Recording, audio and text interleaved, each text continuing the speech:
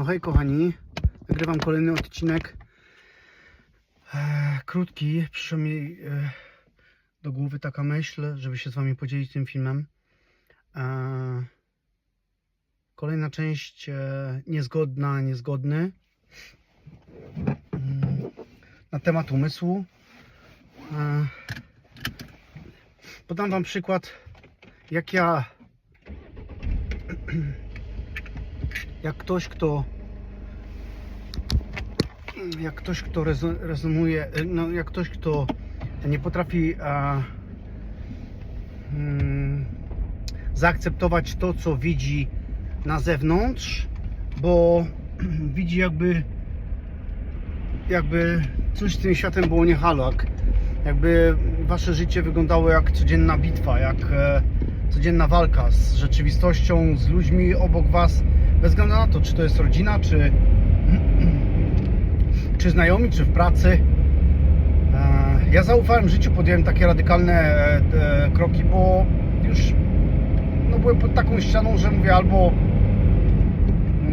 albo zakończę te życie w tej rzeczywistości, albo coś się odmieni, i po prostu się poddałem. I jak się poddałem, to zobaczyłem taką magię w swoim życiu. Z automatu zaczęło wszystko się odkręcać. Mówię, kurde, to w taką stronę. Powiem wam, że jak teraz słuchacie na przykład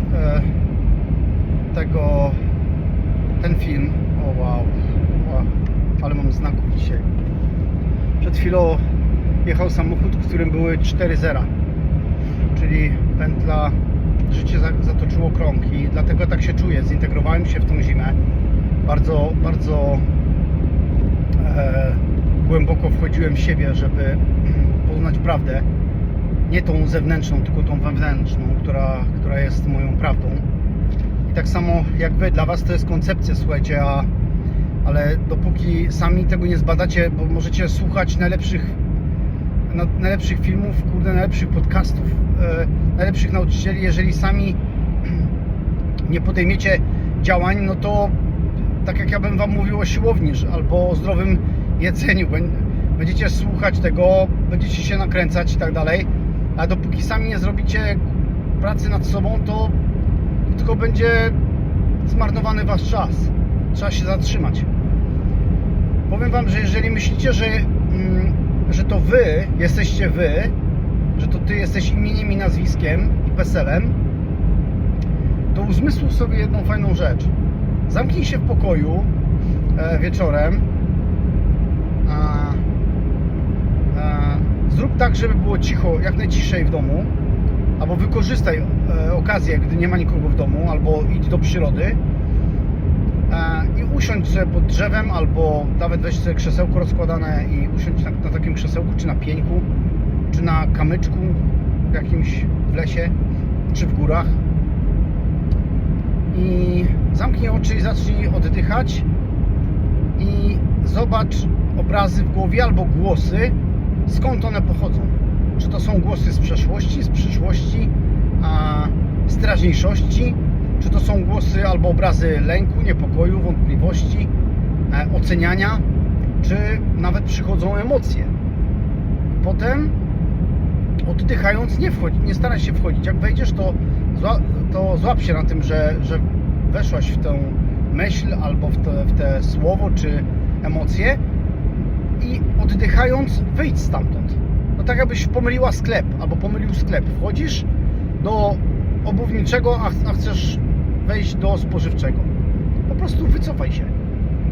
I jeżeli zaobserwujesz taką niekończącą się opowieść, jeżeli dłużej się to obserwuje, to widzisz, że to się zapętla.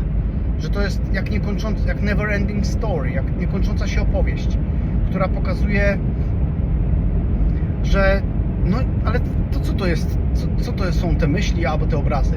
Jak uzmysłowić sobie, że to jest ego umysł, jak uzmysłowić sobie, że to ty jesteś obserwatorem tych myśli, to można sobie zdać sprawę, że jakbyś był słoneczkiem, bracie i droga siostro, słoneczkiem na niebie, ale chmury są pod słońcem, a nie nad słońcem. Ty jesteś całym niebem, albo tym słoneczkiem, który świeci, i te chmury są. Dzisiaj jest kurde znowu bezchmurne niebo. Jestem tak spokojny, tak radosny, tak fajnie wstałem dzisiaj rano. Oczywiście wizualizuję rano i wieczorem swoje nowe, lepsze życie, nie takie uwarunkowane, które świat, bliscy znajomi przekazali mi w genach, w nawykach, w mechanizmach. To nie jest oczywiście ich wina. Oni robili tylko to, co mogli zrobić najlepiej. Nawet jeśli jest w życiu twoim patologia, czy krzywda, nie wiadomo jaka, kosmiczna, to uwierz mi jedną rzecz, że oni nie potrafili inaczej. Nie możesz się napić wody, gdy tam w szklance jest kompot. Nie możesz oddzielić tej wody od tego kompotu. Nawet przez różne sitka i tak dalej. Żeby napić się wody z tej samej szklanki, gdzie jest kompot, to musisz się przelać. Tak długo trzeba lać wodę tam długo, aż ten kompot sam się wypłuka. Nie ma sensu walczyć z tym. I powiem wam jedną rzecz. Jeżeli zaczniecie obserwować swoje myśli, jeżeli zrozumiecie, że jesteście bardziej tkliwi, bardziej wzruszacie się, przyroda do was przemawia i inni bliscy są dla was niemili, albo robią różne rzeczy, które powodują, że albo płaczecie, albo się nakręcacie na coś, albo walczycie z nimi na słowa, na gestykulując, albo emocjami, i zdacie sobie sprawę, że to nie wy. To ego lubi traumy. On się żywi tym. Ego umysł żywi się negatywną energią, negatywną wibracją, negatywnym słowem, wszystko co negatywne. I kochani, uwierzcie mi jedną rzecz, że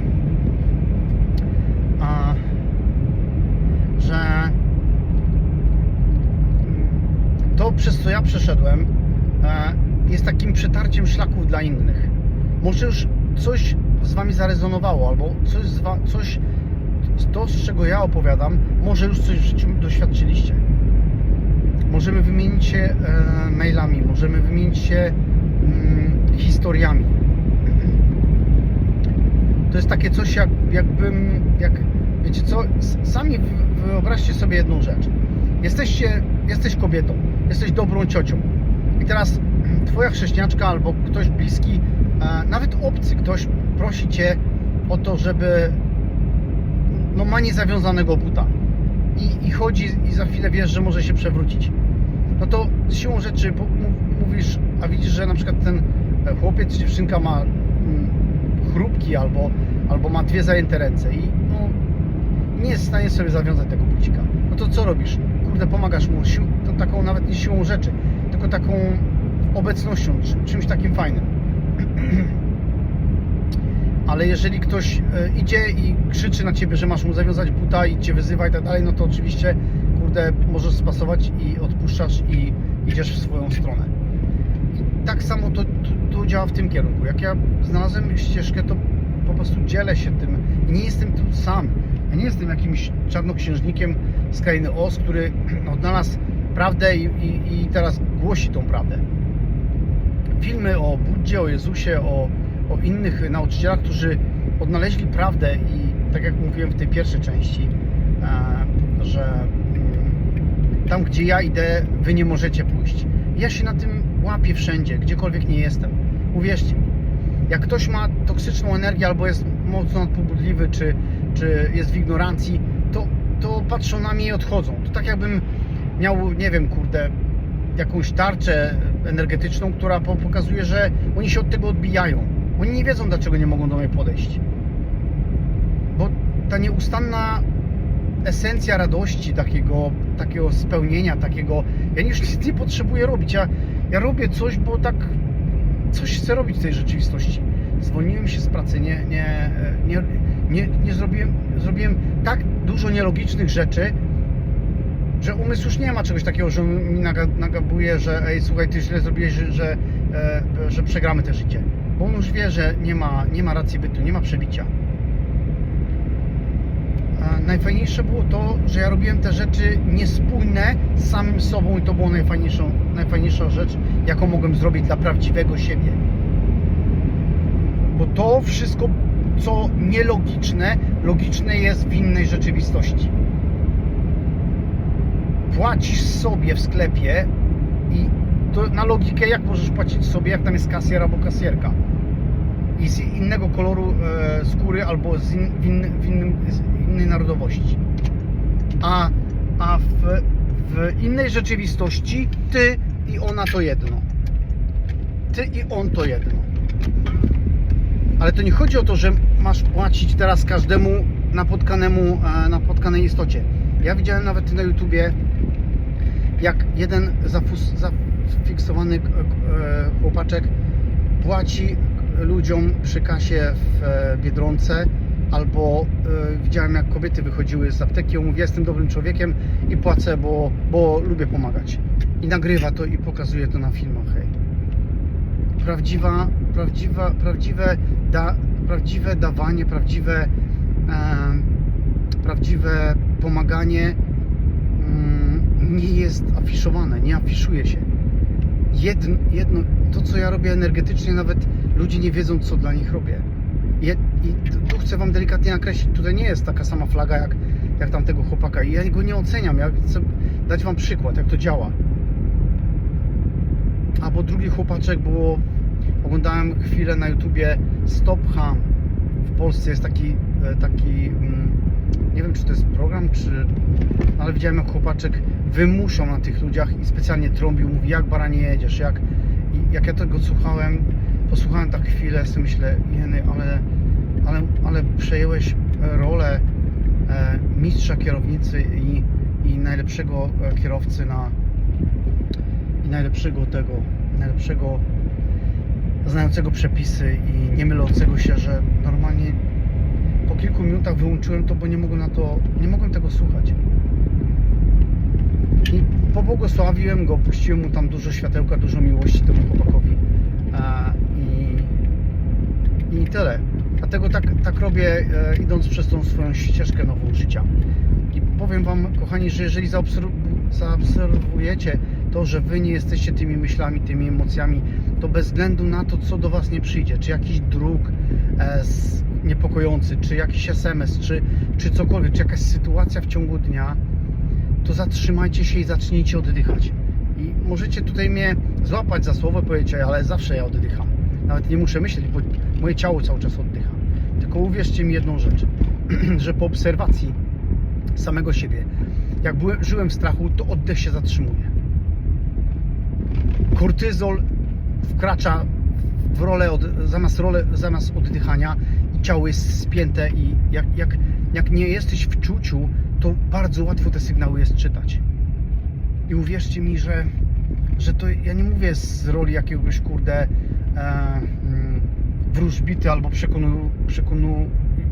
przekonywującego was mistrza. Ja jestem takim wiecznym uczniem, jak mówił Bruce Lee.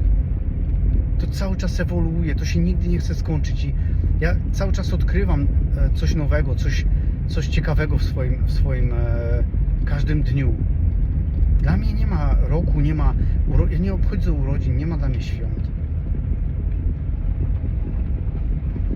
Dlatego najlepszą rzeczą, jaką mogę wam nakreślić, żebyście, jeśli oczywiście chcecie, bo coś się w tej rzeczywistości wam nie klei, nie zgadza, to powiem wam, że najlepszą rzeczą, jaką możecie dla siebie samych zrobić, to zacząć od uziemiania się, od oddechów świadomych, od dotknięcia drzewa w lesie, od robienia nielogicznych rzeczy, zdjęcia butów i chodzenia po trawie, po śniegu. Ale przed tym złapcie 2, 3, 5 głębokich, spokojnych oddechów przez nos, wypuśćcie przez usta, powiedzcie do ciała: kocham cię, wszystko jest w porządku, będzie dobrze, bo zanim to zrobicie, to ciało tak czyta bodźce, że zaraz będziecie chorzy, umrzecie, że to jest nielogiczne, niedorzeczne, i to ego umysł robi. I ciało wtedy wpada w delirium tremens. Jeszcze nie zrobicie tego, a już możecie tego doświadczać. To jest tylko myśl, dlatego jak ja powiedziałem, kurde, zauważyłem jak mewy, podszedłem do pewnego budynku i zobaczyłem 3 jajka w gnieździe między kontenerami. Powiedziałem, kurde, a jakbym te jajka wziął? I uwierzcie mi, że przeszyło mnie dziwnym dreszczem. Mówię, co jest, kurde? I normalnie kątem oka widziałem, jak mnie mewa chce zaatakować. Znaczy, no leciała w moim kierunku i krzyczała potem głośno.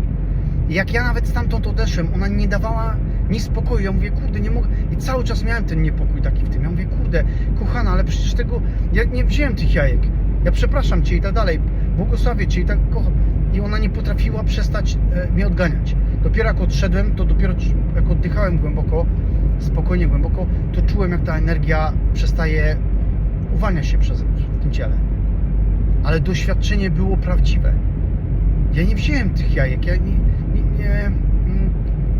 po prostu to była tylko, nawet tego nie powiedziałem, to była tylko myśl. Wow, to było mega sprawdzianem, mega doświadczeniem do mnie. Byłem za to tak mocno wdzięczny tej mewie. Ja ją odganiałem, znaczy nawet jej nie odganiałem, po prostu jak ona leciała na mnie, to się odwracałem i patrzyłem w takim spokoju, oddychając, i ona przede mną tam 2-3 metry skręcała tak gwałtownie. Ale czułem taką jakby falę tej jej złości, że miałem taką myśl, albo że może myślała, że je wziąłem. Czyli odczytała tą myśl. I tak zauważyłem, że jak ta rzeczywistość jest kierowana przez myśli. I teraz jak ja idę do sklepu i martwię się, że mam mało, albo jeszcze zaglądam na konto, albo jeszcze innych słucham i oni mówią, idę do ściany, płaczą. Mówię, do jakiego ściany płaczą? Oni mówią, do bankomatu wypłacać pieniądze. To normalnie aż mi się marszczy czoło, aż mi się tak oczy szeroko otwierają, bo słucham i nie dowierzam jej. I powiem Wam, że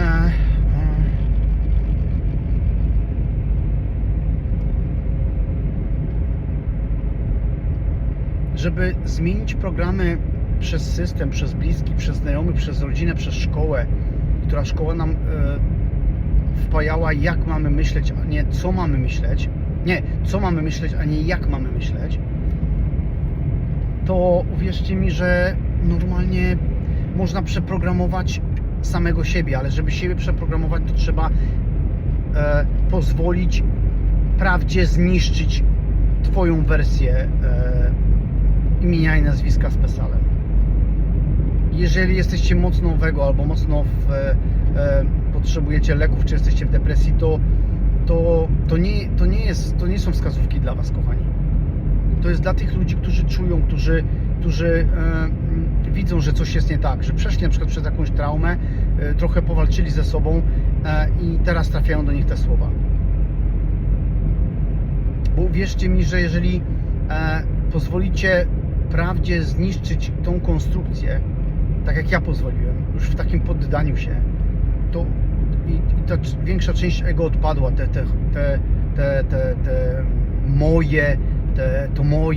to stracę, to tam takie rzeczy, to jak to pouciekało ze mnie, to uwierzcie mi, do rzeczy tam była pustka. Tam dopiero było stan depresyjny. Ale ja byłem w tym najciemniejszej nocy duszy. Nie uciekałem w żadne leki, nie uciekałem w żadne używki. Ja wracałem po pracy, w ogóle nie wiedziałem, po co w ogóle tam do tej pracy chodzę. Ja myślałem, że jestem chodzącym nieżywym człowiekiem. Tak jakby życie ze mnie uleciało. Ja nie wiedziałem, czy dotykam nawet ziemi. Chodziłem i nie wiedziałem, po co w ogóle chodzę. To było naprawdę spotkanie z czymś niezwykłym, uwierzcie mi. Ale jeżeli przed tym się ucieka, to nie poznacie prawdy. Możecie znać najwięcej technik na świecie. Jeżeli nie poddacie się 4 żywiołom, którym jest wiosna, lato, jesień, zima. Zima jest integracją, jesień jest umieraniem ego, a zima jest integracją tego, czego się nauczyli, i świat Was wystawia na próbę, żeby zobaczyć, czy Wy znacie prawdę, czy żyjecie prawdą. Jeśli żyjecie prawdą, to wierzcie mi, że tylko nielogiczne rzeczy mogą uratować całą sytuację. Jeżeli będziecie myśleć logicznie, Nie macie szans. I to nie jest straszenie was, to jest informacja o prawdzie, o jakiej normalnemu człowiekowi, który chodzi po ziemi i jest zwykłym zjadaczem chleba, jest nie do pomyślenia. To jest nie do okiełznania ta informacja. Nielogiczne rzeczy to nie chodzi o to, że trzeba być złym dla innych. Nie, właśnie wręcz przeciwnie. Trzeba do takiego stanu akceptować i kochać tych ludzi, w myślach nawet, szanować i być wdzięcznym za to, że umysł, jak patrzycie w dualizmie, to umysł wam za cholerę tego nie pozwoli zrobić. Bo będzie wkładał w was emocje lęku, strachu, bólu, cierpienia, zazdrości, nienawiści, żalu, pretensji. Będzie wam mówił, no jak możesz mu przebaczyć? Ale jak czujecie w jedni, to uwierzcie mi jedną rzecz, że nie ma czegoś takiego. Ja w wyobrażeniu to mogę robić wszystko, co mi się żywnie podoba. Ja za to nie płacę. Ja mogę kochać moich nieprzyjaciół, mogę ich nienawidzieć, mam do wyboru. Tylko że za każdym odczuciem to tak jakbym barwił szklankę wody, którą mam zamiar wypić. I teraz sobie wyobraźcie, macie pojemnik z ropą i pojemnik z miodem i z miętą. I dajecie komuś dobrą emocję, wysyłacie światełko tej osobie, taką iskierkę, albo uśmiech, czy dobre słowo w myślach. To wkładacie listek mięty albo kropelkę miodu. A jeżeli przywołujecie myślami tą osobę i czujecie hejt, nienawiść, złość, pretensje, normalnie aż wam się gotuje w sobie, to lejecie, kurde, łyżkę ropy. Łyżkę spalonego tłuszczu albo oleju.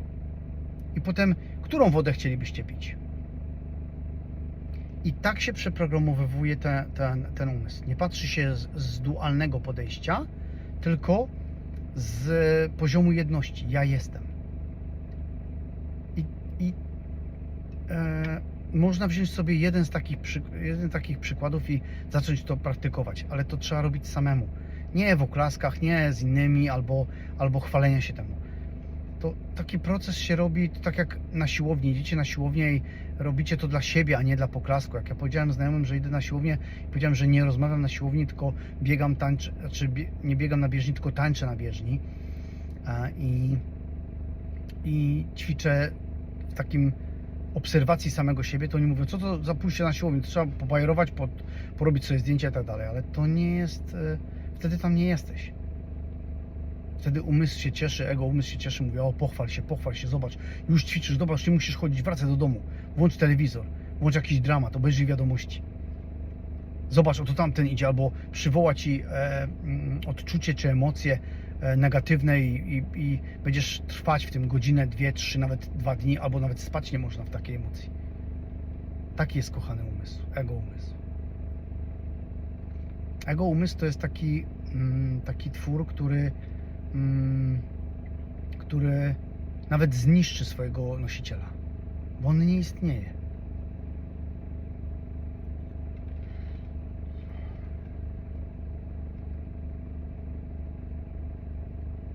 Myślę, że na ten odcinek dużo powiedziałem. Jeżeli coś z wami rezonuje, jeżeli macie jakieś dodatkowe pytania albo chcielibyście wejść na stronę i podzielić się informacją, czy to z wami rezonuje, albo czy przeszliście jakąś życiową sytuację, która was postawiła na nogi, albo może chcielibyście dołączyć do projektu nordicwildwest.com i tam niczego nie sprzedaję. Ja tam po prostu, to jest dopiero dziewicze, to jest projekt, który narodził się z ciszy i nie z ego, tylko z miłości do ludzi, do ludzi, którzy czują, do ludzi, do natury, do przyrody, do zwierząt. Bo z tego czytam i tam można znaleźć prawdę o sobie. Nie w Nordic Wild West. Przy Nordic Wild West. Bo to trzeba jeszcze się otworzyć. trzeba pozwolić sobie na to. Możecie nawet to robić w domu. Możecie wziąć stamtąd informacje. Tam jest darmowy też e-book. Trochę informacji o tym. Są też filmy, tak samo jak te filmy wystawiam na YouTube. Także dziękuję Wam ze ścieżki Nordic Wild West, tam gdzie natura spotyka serce, i do kolejnego filmu. Pozdrawiam Was serdecznie. Dużo światełka, harmonii, miłości, radości, wiary w siebie, wiary, że jesteście iskrą Bożą, że Wasze serca pamiętają, że umysł sprowadza nas na manówce, ale jesteśmy jednią. Jesteśmy... Nigdy nie byliśmy oddzieleni, nigdy. Zostaliśmy podzieleni przez umysł, przez system, ale wszystko nam służyło. Każde cierpienie było nam potrzebne, uwierzcie mi. Wprawdzie wszystko wychodzi na powierzchnię. Nic już nie żałujecie, nic. Akceptujecie, dajecie tam miłość, harmonię, odpuszczacie i po prostu żyjecie dniem dzisiejszym. Nie ma walki o przeszłość ani o przyszłość. Pozdrawiam Was serdecznie ze ścieżki.